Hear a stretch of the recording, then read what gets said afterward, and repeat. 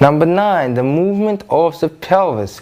Every time the leg adducts and abducts, the pelvis moves. Remember, I usually don't bring up muscles specifically, and the reason for that is in one joint position they can adduct, abduct. They can do totally something different in another joint position. Okay?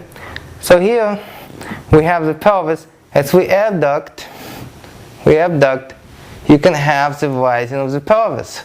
Okay? So now I have a shorter distance from my lower ribs to my pelvis.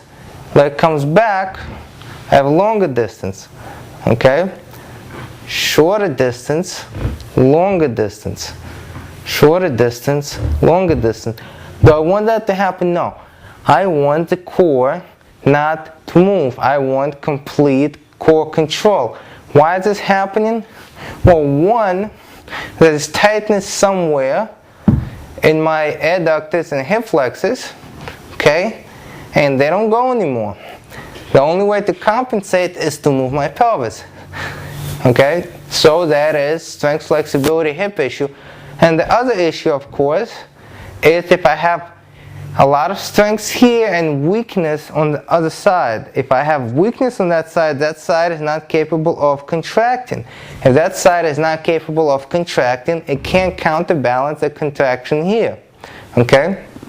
I demonstrated that on the other side as my pelvis opens up here from the ribs and closes here. If I have enough strength in all the muscles here on my left side, they're going to hold, and I'll be able to freely articulate my hip without moving my pelvis. So your student does that. What do? The first thing, of course, you do is you ask them to activate on both sides. Okay? You ask them to activate and see what happens. Now, what you can do is you could try to move that leg using your hand. Move the foot. If you can move the foot and nothing moves, that means that they have the flexibility, but they're lacking the strength. If that's the case, they have to work on their strength and possibly on their awareness. If you take their foot and you move it, and this happens, well then it's definitely a flexibility issue. Then they have to work on it.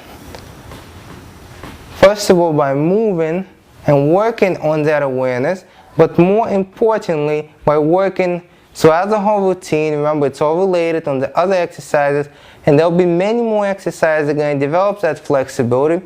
So they might not get it on the first day, they might get it on the second, third day, they might get it a week or 2 weeks later. However, do not allow them to do it wrong. If they get used to doing this, they'll do that all the time, and then that mistake is going to be a habit.